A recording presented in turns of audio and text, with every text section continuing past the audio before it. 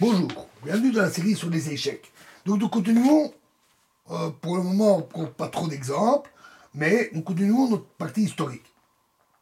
Alors parmi les successeurs de Steinitz, il y a eu le docteur Tarrasch, qui fut un des plus forts joueurs de son temps.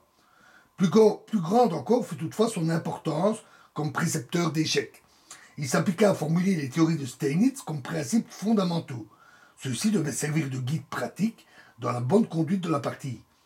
Ces principes, il les expliqua notamment dans son livre dit La partie d'échecs moderne, je ne vais pas dire le titre en allemand, et 300 parties d'échecs.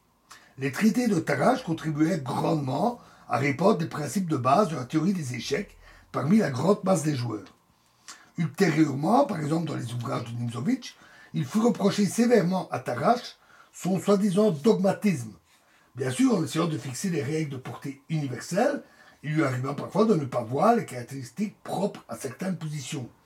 Toutefois, bon nombre de ces idées contestées ultérieurement furent précisément réhabilitées à l'époque actuelle. Par exemple, de nos jours, sa défense dans le gambit de la dame fait partie du répertoire standard des maîtres éminents tels que Keres et Spassky. Presque en même temps que Tarrasch, un autre grand commença à développer davantage encore les théories de Steinitz, même si c'était dans une toute autre direction. Le docteur Emmanuel Lasker fut probablement le penseur d'échecs le plus profond de tous les temps. Le deuxième champion du monde élargit et précisa les principes de Steinitz. Pourtant, contrairement à Steinitz et Tarrasch, Lasker n'avait pas l'ambition de découvrir le coup absolument exact. Il partait du principe que la partie d'échecs constitue un combat entre deux adversaires qui disposent chacun de traits propres, de points forts et faibles. Par conséquent, la partie ne peut être une œuvre d'une précision scientifique. Elle est avant tout un combat dans lequel chaque adversaire, si fort soit-il, eu égard à la complexité des problèmes posés, du temps imparti et de ses propres limites, doit tôt ou tard commettre des erreurs. Lasker fut le plus grand et jusqu'à présent sans doute l'unique psychologue des échecs. De loin, la plupart des gens et les joueurs d'échecs, n'y font pas exception, ont par nature tendance à vouloir obtenir un résultat avec le moins d'efforts possible. Il est dès lors compréhensible que l'œuvre profonde de Lasker n'eut pratiquement pas d'imitateur, alors que les principes de Tarrasch influencèrent bon nombre de maîtres dont la carrière débuta au début du XXe siècle.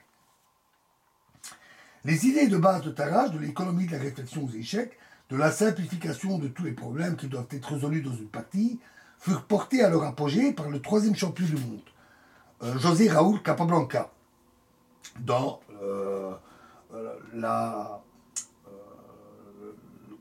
période entre les deux guerres mondiales. Lorsqu'on fit son éloge, et la plupart de ses admirateurs le désignèrent comme un phénomène d'échec, son jeu était caractérisé par une précision extraordinaire. Les fautes graves furent rarissimes. Il possédait un sens positionnel très raffiné et maîtrisait tout particulièrement les finales, ainsi que les positions simples de milieu de partie où il avait systématiquement convertir en victoire des avantages même infimes. Les parties de Capablanca sont l'expression de la plus parfaite technique. Certains ont dit qu'on avait parfois l'impression que ces parties n'étaient qu'une énorme finale des échecs, tant son jeu ressemblait à un jeu d'horlogerie, de précision. Son but était toujours de simplifier le jeu, d'éviter les situations confuses et les risques. Après avoir remporté en 1921 dans un match avec Lasker le championnat du monde, il disputa beaucoup de parties de tournois, entre autres le tournoi en 4 tours des 8 principaux grands maîtres à New York en 1927, sans subir la moindre défaite. L'évolution du jeu d'échecs paraissait avoir atteint pratiquement son sommet absolu. Capablanca lui-même déclara que le jeu d'échecs n'avait plus de secret pour lui. Il parla de l'inévitable mort des échecs par nullité, qui aurait lieu lorsque la plupart des principaux maîtres auraient perfectionné suffisamment leur technique de jeu, sous-entendu pour atteindre son propre niveau. Et malgré tout, précisément à l'époque de ses plus grands triomphes, Capablanca était proche de sa chute.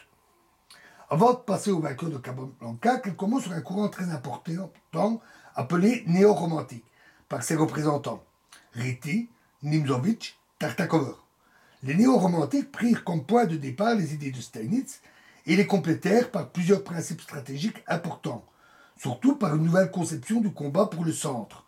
À ce propos, il fait remarquer que le centre de pion, par exemple la formation E4-D4, n'est pas toujours nécessairement avantageux et que le centre pourrait également devenir une sérieuse faiblesse quand il est immobilisé et exposé à des attaques de flanc.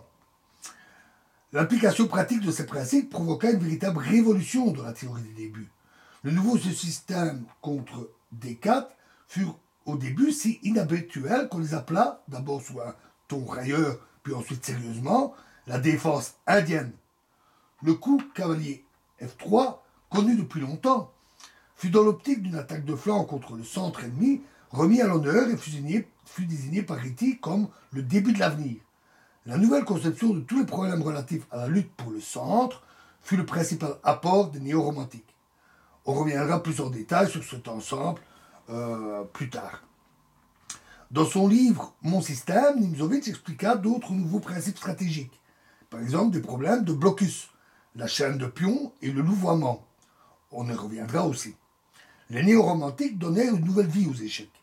Nimzowitsch, surtout, réagit vigoureusement contre les principes simplificateurs de Tarrasch. On se battait pour ne pas reconnaître les théories de Tarrasch comme principe de valeur universelle. Mais l'approche néo-romantique est en quelque sorte également unilatérale. Dans leur effort de démontrer que même les bons principes de Tarrasch n'avaient pas de valeur générale, ils essayaient à tout prix de trouver des exceptions. Cela conduisit souvent à des excès bizarres, à des constructions de parties contre nature et désavantageuses, et par voie de conséquence à des défaites désagréables. Ceci explique en même temps pourquoi les néo-romantiques, s'ils remportèrent des succès dans la lutte contre Tarrasch et d'autres maîtres plus anciens, par contre, demeurèrent en reste face au style d'une précision automatique simple et efficace de Capablanca. Et nous verrons la suite dans la prochaine vidéo. Je vous remercie.